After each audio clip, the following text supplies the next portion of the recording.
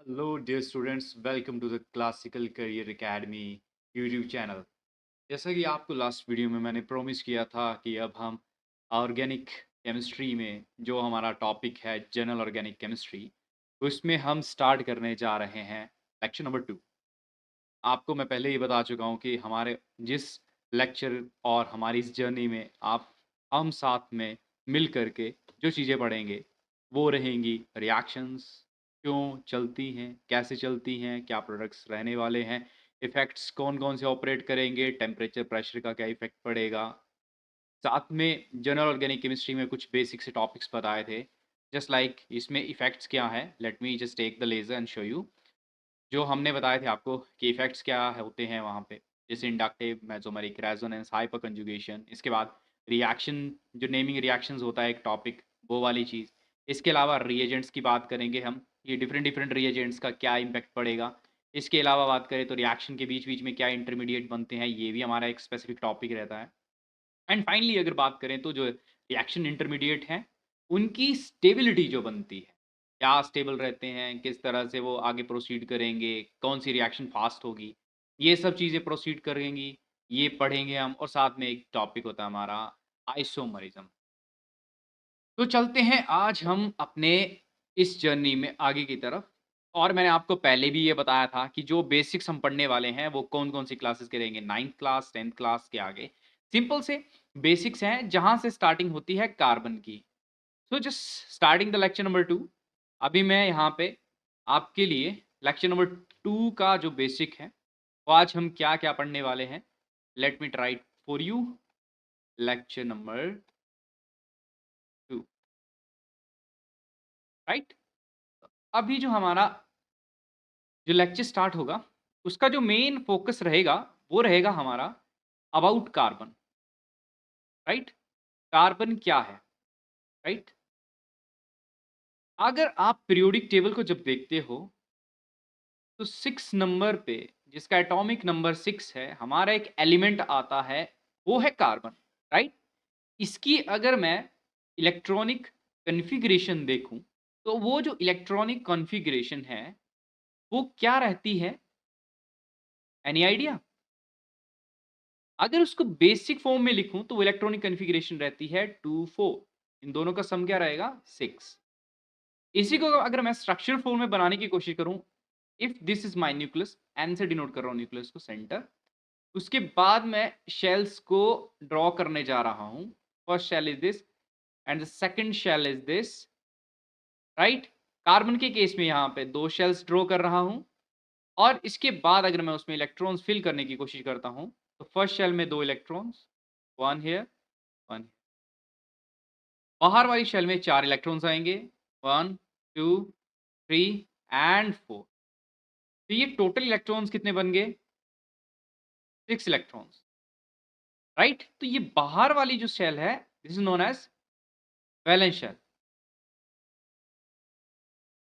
तो ये जो वैलेंस शेल है, इसमें जो इलेक्ट्रॉन्स होते हैं, वो इलेक्ट्रॉन की वैलेंसी को, इलेक्ट्रॉन नहीं, एलिमेंट की वैलेंसी को डिसाइड करते हैं। For example here in the case of carbon, हमारे पास 4 इलेक्ट्रॉन्स हैं जो कि हमें वैलेंस शेल में दिख रहे हैं, right? One is this, second is this, third is this and the fourth is this। ये जो बाहर की वैलेंस शेल होती है, वो एक रूल को फॉलो करती है। वो कौन सा रूल है? क्या आप में से किसी को आइडिया है? वैलेंस शेल का रूल कौन सा है? वो रूल होता है ऑक्टेट रूल। मीन्स जो वैलेंस इलेक्ट्रॉन है, इसमें 8 इलेक्ट्रॉन्स होंगे, तो वो अच्छी खासी बैलेंस्ड हो जाएगी, राइट? और बैलेंस्ड हो जाएगी तो किसके इक्वल बैलेंस्ड होगी वो? वो हो जाएगी हमारी नोबल गैस के सिमिलर। क्योंकि जो नोबल गैस है, उसकी इलेक्ट्रॉनिक कॉन्फ़िगरेशन में क्या होता है, आउटर मोस्ट शेल जो होती है, वो फिल्ड होती है, राइट? ये चीज़ है इसके थोड़ा-सा जनरल आइडिया देने के लिए कि हम क्या बात कर रहे हैं यहाँ। अब नेक्स्ट बात करते हैं, इसके बाद हमें पता लग गया कि यहाँ पे कार्बन है जिसका एटॉमिक नंबर 6 है, इसकी जो इलेक्ट्रॉनिक कन्फिग्रेशन है वो क्या रहेगी? वो रहेगी कन्फिग्यूरेशन, वो है 2 4। इसमें 4 कौन सी शेल है? Valence shell, right? तो इसका ये मतलब हुआ कि जो वैलेंस शेल है, अगर उसमें 4 इलेक्ट्रॉन्स हैं, तो वो 4 इलेक्ट्रॉन्स क्या है, इसके पास टेंडेंसी है उन 4 इलेक्ट्रॉन को या तो वो लूज कर दे, या तो वो क्या करे, इसको गेन कर ले। ठीक है? अब जब इलेक्ट्रॉन्स लूज करते हैं तो उसके ऊपर कौन सा चार्ज आता है? पॉजिटिव। और जब गेन करते हैं तो कौन सा चार्ज आता है? Negative, right? ये चीज भी हमें ध्यान में रखनी है। तो यहां पे आपको समझाने का मेन जो कंक्लूजन है वो यही है, ये जो इस सेल से या तो 4 इलेक्ट्रॉन्स निकल सकते हैं या इसमें 4 इलेक्ट्रॉन ऐड हो सकते हैं। जब ये 4 इलेक्ट्रॉन को लूज करेगा, राइट, 4 इलेक्ट्रॉन लूज कर देगा, we can write it +4 charge. और जब ये 4 इलेक्ट्रॉन को गेन करेगा, वी कैन राइट -4। इसके ऊपर वैलेंसी या तो +4 शो करेगा या -4 शो करेगा, राइट? इन दोनों में से कौन सी एप्रोप्रिएट होगी? Actually in case of carbon, carbon के केस में, राइट, या किसी दूसरे एलिमेंट के केस में भी 4 इलेक्ट्रॉन को लूज करना या गेन करना बहुत टफ होता है, राइट? मैं लिख सकता हूं यहां पे लॉस ऑफ 4 इलेक्ट्रॉन्स, और मैं ये यहां पे लाइन बना करके सेपरेट कर रहा हूं, और गेन ऑफ 4 इलेक्ट्रॉन्स इज या बोल सकते हैं नॉट इजी। अब जो चीज इजी नहीं है तो उसको फॉलो क्यों किया जाए? दिस इज द रीजन, यही रीजन है कि कार्बन जो है वो यहां से इन 4 इलेक्ट्रॉन्स को क्या करेगा? म्यूचुअली शेयर करना प्रेफर करेगा। क्या शेयर करना प्रेफर करेगा? म्यूचुअली शेयरिंग करेगा इनके साथ। अब म्यूचुअल शेयरिंग क्या होती है, ये अगला टॉपिक है हमारा कि यहाँ पे म्यूचुअल शेयरिंग हो रही है, ये क्या है, what is this? Let's just talk about this mutual sharing in the next slide. So here is the next slide कि ये म्यूचुअल शेयरिंग है क्या? तो ये जो म्यूचुअल शेयरिंग है इन केस ऑफ कार्बन, वो क्या रिजल्ट करती है? कोवलेंट बॉन्ड, या इसको हम कोवलेंट बॉन्डिंग लिख सकते हैं, राइट? अब ये जो कोवलेंट बॉन्डिंग है ये देखने में कैसे आती है? फॉर एग्जांपल ये है हमारे पास कार्बन, इसके यहाँ पे 1 2 3 एंड 4 इलेक्ट्रॉन्स हैं। Let's just take another element hydrogen. Hydrogen के एटम ले लेते हैं यहाँ पे।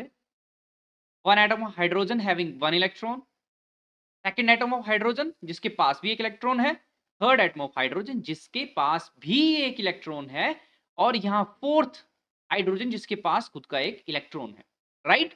तो देखो, अगर हम बात करें यहाँ हाइड्रोजन की, तो हाइड्रोजन क्या कर रहा है? कार्बन से म्यूचुअल शेयरिंग के कारण इन इलेक्ट्रॉन्स को गेन करके अपना डुप्लेट कंप्लीट कर रहा है, राइट? सेम इसके केस में भी आपको देखने को मिलेगा, ये यहां से इलेक्ट्रॉन जो है वो एग्जैक्टली कार्बन के पास भी नहीं है, हाइड्रोजन के पास भी नहीं है, तो ये म्यूचुअली शेयर कर रहे हैं। तो ये जो म्यूचुअल शेयरिंग हो रही है, this result in the completion of octet, right? यहां पे आपको दिख रहा है ये हाइड्रोजन के साथ ऑक्टेट कंप्लीट हुई है। अब अगर मैं कार्बन की ऑक्टेट की बात करूं, तो कार्बन की ऑक्टेट जो है वो भी आपको यहां देखने को मिलेगी। कार्बन देखो, एक 4 इलेक्ट्रॉन कार्बन के पास खुद के हैं, राइट? अब इसके अलावा इसने क्या किया? 4 इलेक्ट्रॉन कहां से उठाए, राइट? यहां मैंने मिस्टेक किया है थोड़ा सा, राइट? ये यहां तो इलेक्ट्रॉन गेन कर लिया, पर यहां इलेक्ट्रॉन गेन नहीं हुआ है, इसीलिए इसको शो करने के लिए late me just rub it from this point. इस पॉइंट से रब करता हूं, फिर आपको बताता हूं कि यहां पे एक्चुअल क्या होगा। हमेशा जब भी आपने केमिस्ट्री को पढ़ना है, आपको हर एक चीज का प्रॉपरली ध्यान रखना है कि आप किस फ्लो में जा रहे हैं। देखो, यहां से ये देखो, ये इस हाइड्रोजन का इलेक्ट्रॉन भी यहां से म्यूचुअल शेयरिंग के कारण कार्बन के पास जा रहा है, और कार्बन की जो ऑक्टेट है वो कंप्लीट हो रही है, and this results in the formation of covalent bond. और इसी को हम क्या कर सकते हैं? दूसरी स्ट्रक्चर फॉर्म में देखना चाहें, अगर बॉन्ड लाइन की फॉर्म में देखना चाहें, we can write it like this. Hydrogen साथ में अटैच कर दिए, right? Here is one hydrogen, here is another hydrogen, here is also another hydrogen and here is the last hydrogen. यहां से ये जो 4 एटम्स के साथ इसने बॉन्ड बनाया है, यहाँ पे ये जो आपको बॉन्ड दिख रहा है, इसको मैं अलग कलर से हाईलाइट करने जा रहा हूं। ये जो आपको बॉन्ड दिख रहा है, ये वाला बॉन्ड है, and this is nothing but the covalent bond, right? What is this? This is covalent bond। ये जो एडिशनल आया है, इसको रब करके मैं दोबारा से ड्रॉ करता हूं। ये जो बॉन्ड, ये जो इंटरेक्शन आपको दिख रही है, इसकी न्यूक्लियस से इसके इलेक्ट्रॉन की इंटरेक्शन, राइट? तो ये जो यहाँ पे बन रहा है, this is what we call covalent bond. ये कोवलेंट बॉन्ड है, इसकी न्यूक्लियस, राइट, इसके इलेक्ट्रॉन को जो अट्रैक्ट कर रही है। सिमिलरली यहाँ पे दूसरा एक ले लेते हैं दूसरे कलर से, let's just use another colour. तो यहाँ पे हाइड्रोजन की न्यूक्लियस जो कार्बन के इलेक्ट्रॉन को अट्रैक्ट कर रही है, बॉन्ड बना रही है, this is what we call it the covalent bond and here is this covalent bonding, right? अगर इसकी मैं जो स्ट्रक्चर बनाना चाहूं या इसकी हाइब्रिडाइजेशन की बात करूं, तो हम धीरे धीरे यहीं से हाइब्रिडाइजेशन के बारे में भी जानना शुरू करेंगे, राइट? यहां इसने जब सिंगल बॉन्ड बनाए हैं, let me right it for you. यहां पे जब कभी आपको सिंगल बॉन्ड देखने को मिलेंगे, तो कौन सी हाइब्रिडाइजेशन आएगी? ठीक है, ये सिंगल बॉन्ड है, ये डबल बॉन्ड है और ये ट्रिपल बॉन्ड है, राइट? ये 3 बॉन्ड आपको दिख रहे हैं। अब इनकी हाइब्रिडाइजेशन के नाम भी लिखते हैं। जब सिंगल बॉन्ड आता है, तो here we are going to have sp3 hybridization, right? Hybridization, sp3 hybridization. और डबल बॉन्ड के केस में we are going to get sp2 hybridization. In the case of triple bond we are going to get sp hybridization. दूसरी बात करूं, इसमें percentage S character देखो कितना है। इसमें डायरेक्टली 25% एस करेक्टर है, 25% यहां लिख सकता हूं मैं एस करेक्टर, राइट? और उसके नीचे अगर मैं बात करूं तो इट इज गोइंग टू 33.3 से ज्यादा भी हो सकता है। और इससे अगले की बात करूं तो इसमें आपको 50% एस करेक्टर मिलता है। और नीचे देखोगे आप ध्यान से, तो एस करेक्टर क्या कर रहा है इस पूरी सीरीज में? एस करेक्टर जो है वो क्या हो रहा है? इंक्रीज हो रहा है। जैसे हम नीचे को जा रहे हैं तो एस करेक्टर क्या हो रहा है? नीचे को जैसे जा रहे हैं तो एस करेक्टर क्या कर रहा है? इंक्रीज। कौन सा परसेंटेज? एस करेक्टर क्या कर रहा है यहाँ पे? इंक्रीज कर रहा है। इस चीज का आपने ध्यान रखना है। इससे क्या होती है, जब परसेंटेज एस करेक्टर बढ़ता है तो एसिडिटी भी बढ़ती है, राइट? ये कंसेप्ट यहां तक लिखेंगे। अभी आप ऐसा करो, पीछे से भी नोट डाउन कर लो जो चीजें मैंने एड ऑन करी हैं। चलते हैं पिछली ये स्लाइड यहां से, तो इसका स्क्रीनशॉट रख लो या यहां पे वीडियो पॉज करके इसको नोट डाउन कर लो। अब ये वाला है, इसको भी नोट डाउन करो।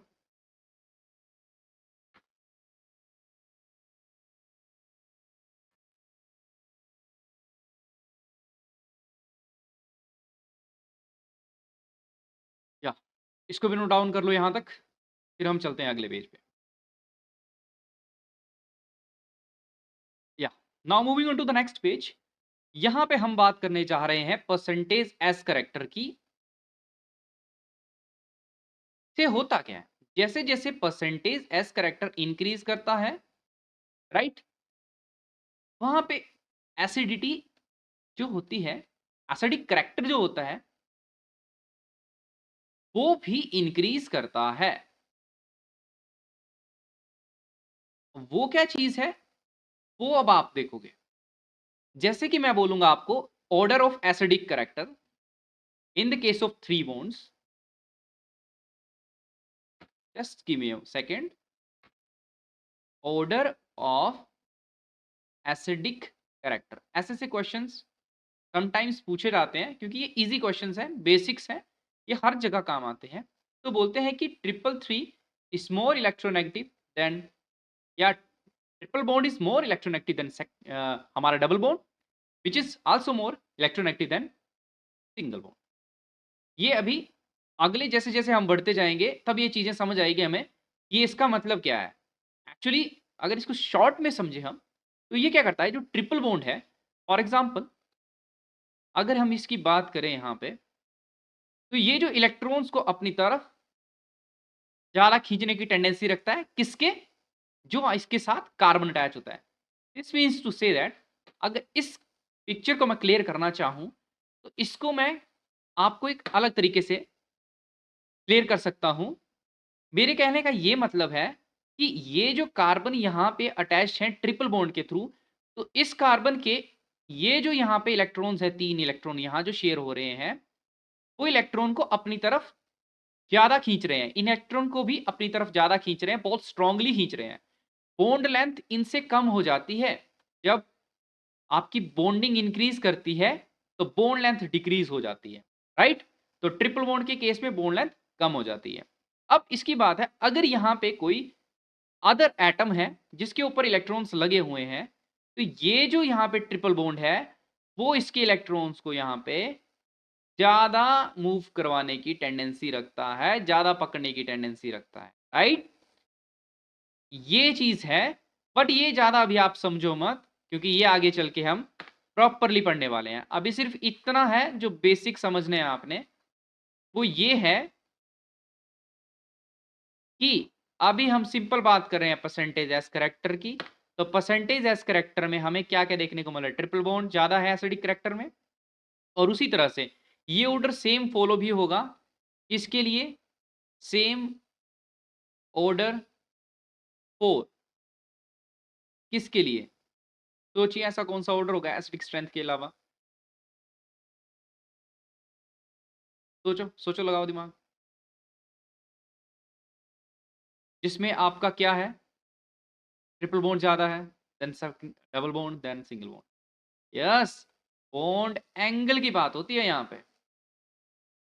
जिन-जिन बच्चों ने एग्ज़ैक्टली सोचा है, क्योंकि वो बहुत अच्छे रास्ते पे जा रहे हैं बेटा। आप और ज़्यादा अच्छे से पढ़ो और इन चीज़ों को रिवाइज़ करते रहो कंटीन्यूअसली। तो ट्रिपल बॉन्ड का एंगल होता है 180 डिग्री, डबल बॉन्ड का होता है अराउंड 120 डिग्री के आसपास, और उसके पास रही सिंगल बॉन्ड की, वो तो आपको पता है कितना, 109.25, राइट? ये जो रहता है। एग्ज़ैक्ट वैल्यूज़ आप बुक्स में देखें, एग्ज़ैक्टली मिलेंगी, बट आपको थोड़ा-थोड़ा आइडिया लगना चाहिए कि ये क्या है। सिंगल बॉन्ड के केस में हाइब्रिडाइजेशन पता लग गई, डबल बॉन्ड के भी और ट्रिपल बॉन्ड के भी। ये एसिडिक करैक्टर है एस, ये सिंपल सा था, आगे ज़्यादा पढ़ेंगे इसके बारे में। अभी के लिए सिर्फ इतना ही है, इसको नोट डाउन कर लो, इसकी शॉर्ट ट्रिक्स नोट डाउन कर लो। जो भी हमने इतनी चीज़ें लिखी हैं इसके बारे में नोट डाउन कर लो। अब चलते हैं हम अगले पॉइंट की तरफ, जो कि है कार्बन के बारे में। Carbon, right? कार्बन की मैं बात करूं तो कार्बन के केस में दो स्पेशल प्रॉपर्टीज देखने को मिलती हैं, टू स्पेशल प्रॉपर्टीज। कौन कौन सी? जो हम यहाँ देखने वाले हैं। A is catenation and B is, what is B? सोचो, सोचो क्या होगी बी? लगाओ थोड़ा सा दिमाग लगाओ। हाँ हाँ हाँ, लगाओ लगाओ दिमाग लगाओ। नाइस। आप में से कुछ बच्चों ने डेफिनेटली सोच लिया होगा, तो जो नहीं सोच पाए कोई बात नहीं बेटा, हम इसी चीज के बारे में यहाँ पे डिस्कस करने वाले हैं। Second one is tetravalency. Short form में समझाऊं कैटेनेशन को, तो कैटेनेशन को अगर देखा आपने, जो डॉग्स होते हैं उनके लिए जो चेन्स होती हैं, राइट? वो जो चेन पहनते हैं, तो वो जो चेन है बेटा, वो किस तरह की चेन रहती है? वो इस तरह की चेन रहती है कुछ, राइट? इस तरह की कुछ चेन्स होती हैं, या ज्वेलरी देखो उसमें भी चेन्स होती हैं, राइट? तो हमारा कंसर्न चेन से नहीं है, हमारा है एक्चुअल में कार्बन का खुद कार्बन के साथ बॉन्ड बनना। कार्बन का खुद कार्बन के साथ बॉन्ड बनना, और डिफरेंट डिफरेंट टाइप की लंबी लंबी जो स्ट्रक्चर्स हैं वो बनाना यहाँ पे, वही सारा का सारा हमें कैटिनेशन कहलाता है। और कार्बन और सिलिकॉन, इन दोनों के केसेस में हमें देखने को मिलता है। किस किस के केस में? कार्बन और सिलिकॉन के केसेस में ज़्यादा, राइट? बट हमारा जो मेन प्राइमरी फोकस है वो रहेगा कार्बन, राइट? और दूसरी होती है टेट्रावेलेंसी। दूसरी क्या होती है? दूसरी होती है टेट्रावेलेंसी। राइट। तो टेट्रावेलेंसी की अगर हम बात करें तो टेट्रावेलेंसी आ गया जो कार्बन के, मैंने पिछले पेज में आपको बताया, वही 4 इलेक्ट्रॉन जो वैलेंस शेल में होते हैं। Yes, we are talking about this. ये जो 4 इलेक्ट्रॉन है उसकी वैलेंस शेल में है, यही वो 4 इलेक्ट्रॉन है जो उसकी टेट्रावेलेंसी को डिफाइन करते हैं। तो टेट्रावेलेंसी क्या आ गया? 4 वैलेंस इलेक्ट्रॉन्स।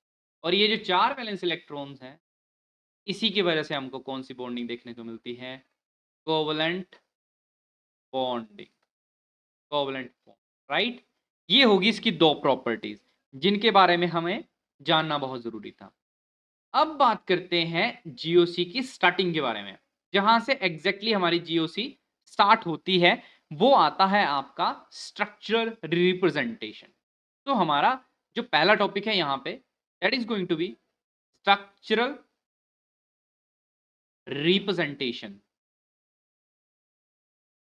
ये है, यहां से आपको ऑर्गेनिक केमिस्ट्री को बहुत ध्यान से पढ़ना है, समझना है चीजों को। जो चीज नहीं समझ आए उसको बार बार देखना, बार बार दोहराना। रेपिटेशन जो होता है ना, बार बार रिवाइज करते हैं, वही सारी चीजें हैं जिसकी वजह से आपको चीजें जो होंगी डिफाइन हो जाएंगी, याद हो जाएंगी।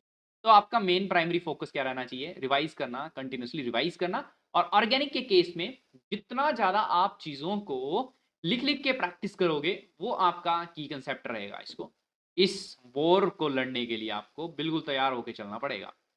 तो सबसे पहला जो आता है आपका, वो लिखते हैं आप। फॉर एग्जाम्पल, अगर हम पहला एग्जाम्पल लिखते हैं यहाँ पे, example number 1, let's just take an example of C2H6। क्या है ये? यहां से देखो, अगर N यहां पर कितना है? 2 है, तो 6 कैसे बन रहा है? 2n+2। Isn't it following the formula of CnH2n+2? Yes, and what is this? This is hydrocarbon, this is alkane, right. Alkane है ये, तो इसका नाम लिखना चाहूं, 2 कार्बन के लिए वर्ड यूज होता है इथ, दैट इज इथेन। अब इथेन को मैं कितनी तरह से रिप्रेजेंट कर सकता हूं, वो मेरा कंसर्न है यहां पे। सबसे पहला चलता है यहां पे मॉलिक्यूलर फॉर्मूला। मॉलिक्यूलर फॉर्मूला, तो मॉलिक्यूलर फॉर्मूला है C2H6, राइट। दूसरी बात करूं मैं यहां पे स्ट्रक्चरल फॉर्मूला,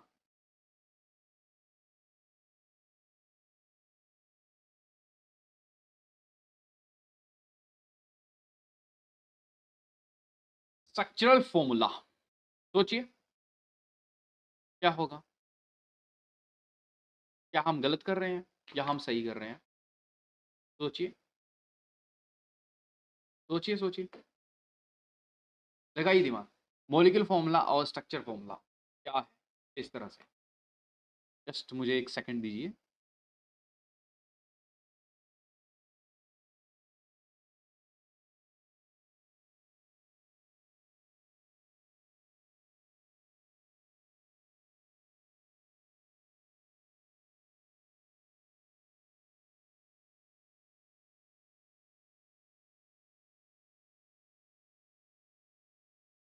लगाओ लगाओ दिमाग, लगाओ लगाओ। Good good. मुझे लगता है आप में से बहुत ऐसे बच्चे हैं जिन्होंने बिल्कुल एग्जैक्टली वो चीज़ लिख ली है और परफेक्टली उन्होंने आंसर दे दिया। तो देखो, जिन्होंने नहीं दिया उनके लिए स्ट्रक्चरल फॉर्मूला इज CH3, ये रहेगा इसका स्ट्रक्चर। इस स्ट्रक्चर में ये देखने को, राइट। अगला यहां से कौन सा फॉर्मूला आएगा? वो है कंडेंस्ड फॉर्मूला। Condensed, right. उसके बाद उससे भी अगला फॉर्मूला होता है, थर्ड नंबर ये रहता है, और फोर्थ चलता है हमारा, जो कि यहां दिखाई नहीं देगा इसलिए मैं शॉर्ट में यहां लिख रहा हूं। वो आता है bond line formula. Bond line formula, right. क्या आता है? Bond line formula. ये जो चीजें हैं, अब हम नेक्स्ट पेज में इनको पढ़ने वाले हैं, राइट। कम ऑन, सबसे पहला अगर बात करते, चलो स्टार्ट करते हैं पहला लिखते हैं हम यहाँ पे मॉलिक्यूलर फॉर्मूला, मॉलिक्यूलर फॉर्मूला। चलो ऐसा करते हैं, इसका चार्ट बनाते हैं, उसमें थोड़ा आपको इजी हो जाएगा। ठीक है, यहाँ पे नंबरिंग दे देंगे हम, यहाँ लिखेंगे हम मॉलिक्यूलर फॉर्मूला, यहाँ लिखेंगे स्ट्रक्चर फॉर्मूला, और उसके बाद यहाँ क्या लिख सकते हैं हम, यहाँ हम लिख देते हैं हमारा कंडेंस फॉर्मूला, और लास्ट में हमारा जो रहेगा वो क्या होगा, bond line, right. Bond line structures जो रहती हैं, या इसको बॉन्ड लाइन नोटेशन बोलते हैं, क्या बोलेंगे, बॉन्ड लाइन नोटेशन। ये 3-4 चीजें हैं, और यहाँ पे हम examples, example serial number, right. चलो पहला यहाँ पे लेट मी जस्ट इसको ना एक लाइन लगा लेता हूँ यहाँ, फिर इसको स्टडी करते हैं। तो इस चार्ट को बनाने के लिए एक लाइन लगा दी यहाँ पे, 1। आप करना टेढ़ी लाइनों के लिए ई, ये लगी लाइन यहाँ पे, राइट। ये चल पड़ा हमारा यहाँ पे डन। और इस टॉपिक के ऊपर अगर आपको नाम लिखना है तो इसको बोलेंगे structural representation, we are going to call it structural representation. क्या बोलेंगे इसको, चलो अलग पेन से लिखता हूँ मैं, structural representation is this going to be, लिखते हैं स्ट्रक्चरल रिप्रेजेंटेशन,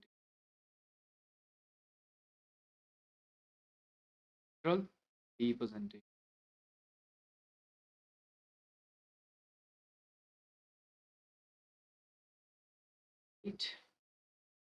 स्ट्रक्चर रिप्रेजेंटेशन। तो जस्ट पहला एग्जांपल ले लेते हैं हम यहाँ, प्रोपेन, प्रोपेन से स्टार्ट करें। तो देखो कलर चेंज करता हूँ, प्रोपेन से स्टार्ट करते हैं, मॉलिक्यूलर फॉर्मूला की बात करें, C3H8, स्ट्रक्चरल फॉर्मूला क्या बनेगा इसका, CH3, CH2, CH3, condense formula बनेगा इसका CH3, या ऐसे CH3 ट्वाइस कर सकते हैं आप, और CH2 लिख सकते हैं, राइट। या फिर शॉर्ट फॉर्म में इसका सिंपली वही रहेगा जो नॉर्मल रहता है, जैसा ये है सेम वैसा ही रहेगा, क्योंकि इसमें CH2 ज़्यादा नहीं है, ऐसे भी लिख सकते हैं आप, बात तो वही है। नेक्स्ट बॉन्ड लाइन की बात करें, तो कार्बन जो होते हैं बॉन्ड लाइन के लिए करते हैं क्या है, सिंपल बॉन्ड लाइन ऐसे लिखते हैं। अब देखो सबसे पहले बॉन्ड लाइन मैंने ऐसे कैसे लगा दी, सबसे पहले इसके 3 सेंटर हैं, दिख रहे हैं आप, 3 सेंटर मतलब 3 कार्बन। और यहाँ पे हाइड्रोजन को बैलेंसी शो करने के लिए कुछ यूज नहीं करते, हमें पता है कि जहां एंड पे ये यहाँ से, अलग कलर से बताता हूं, ठीक है, जो यहाँ से ये जो आपको दिख रहा है यहाँ से यहाँ ऑलरेडी मतलब है हमारे पास CH2 प्रेजेंट होगा, और जो एंड है फ्री एंड्स है टर्मिनल है, वहां डेफिनेटली CH3 प्रेजेंट होगा, यहाँ पे हाइड्रोजन को शो करने की जरूरत नहीं है। तो now we moving on to the next example. अब बात करते हैं एन ब्यूटेन की। Let me write again, let's just talk about the N butane. N butane की बात करूं तो yes, N butane, N butane की बात करूं तो क्या आ जाएगा, C4H10।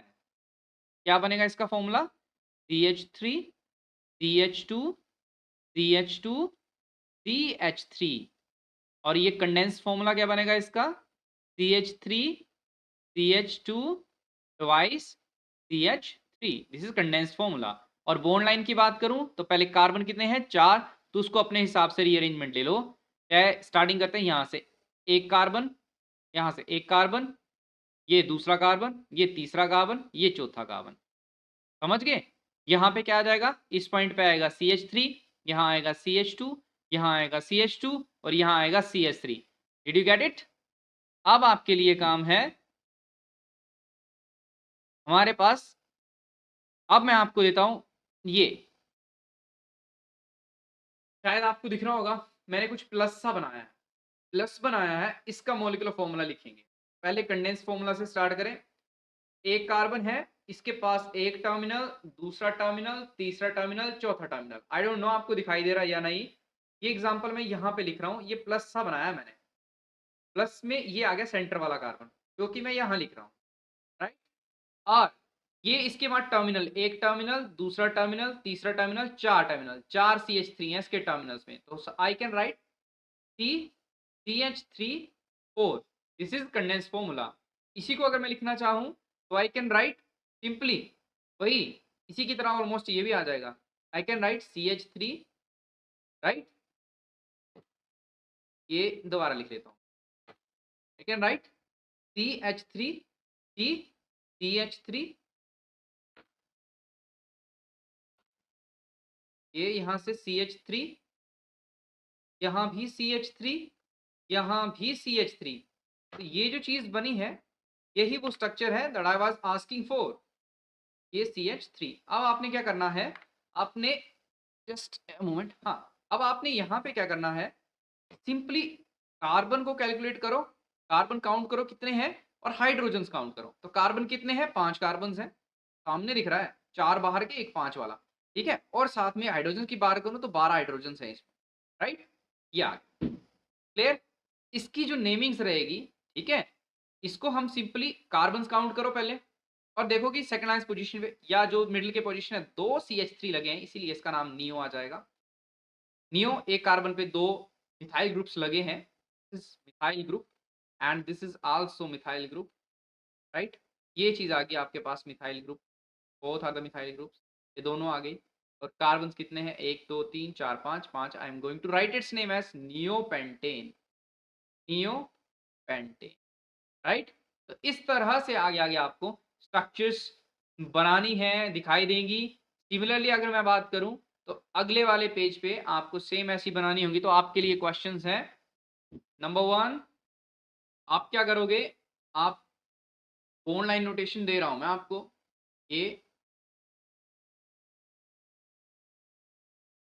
इसका बनाइए। दूसरा दे रहा हूं मैं आपको, ये बॉन्ड लाइन नोटेशंस है, इसका बनाइए। Third, if you can make it please ये भी बनाइए। एंड द फोर्थ वन जो आपके लिए रहने वाला है वो रहेगा ये, ये। तो ये आपके लिए 4 एग्जांपल्स हैं। I want all you to do, यहाँ पे आपको इसके कौन कौन से, फर्स्ट आपको इसका क्या लिखना है, स्ट्रक्चरल फॉर्मूला। दूसरा आपको इसका लिखना है कौन सा, मॉलिक्यूलर फॉर्मूला। और हो सके तो आपको थर्ड भी लिखना है, कंडेंस्ड फॉर्मूला। अगर इसमें से कोई भी एक ऐसा क्वेश्चन है जो आपको नहीं आ रहा है तो आप कमेंट करें, वहां पर आपको इसका आंसर मिल जाएगा अगली वीडियो में। तब तक आपको ये 4 के 4 क्वेश्चन सोल्व करने हैं। और कल इसके बाद जो हमारा टॉपिक स्टार्ट होने वाला है वो टॉपिक कौन सा रहेगा, वो टॉपिक है हमारा क्लासिफिकेशन ऑफ ऑर्गेनिक कंपाउंड। कौन सा topic, classification of organic compound, classification of organic compounds. अभी आपको जितना भी मैंने पढ़ाया उसको एक बार अच्छे से रिवाइज करना, जो आपने नोट्स बनाए हैं प्रॉपर वे में उनको देखते जाना, सो दैट कि आपको अगला वाला लेक्चर जो होगा उसमें बहुत इजीली ये चीजें समझ आएंगी। आई होप अभी आज के लेक्चर में आपको जितनी भी इंपॉर्टेंट चीजें करवानी थी मैंने वो आपको समझ आई होंगी। और कल हम इसके बाद थोड़ा और एनर्जी में आकर के आपको अगले कंटिन्यू करेंगे इस लेक्चर को। Up to then thank you so much for watching. आप हमारे चैनल पे आते रहिए और हमारी प्लेलिस्ट से हमारी वीडियोस को देखो और सीखो और आगे बढ़ो। और यही हमारा मेन पर्पस है आपको, कि आपकी जो भी चीजें आपने सीखी हैं उनको थोड़ा सा अपडेट करेंगे, जिन्होंने नहीं सीखी है उनको थोड़ी और अच्छी अच्छी चीजें बताएंगे। तो myself Deepanshu, I also thank you once again, आप हमारे इस यूट्यूब चैनल पे आए हैं तो थैंक यू सो मच, आपने ये लेक्चर देखा। तो आपसे मिलते हैं आप थर्ड लेक्चर में। Thank you so much.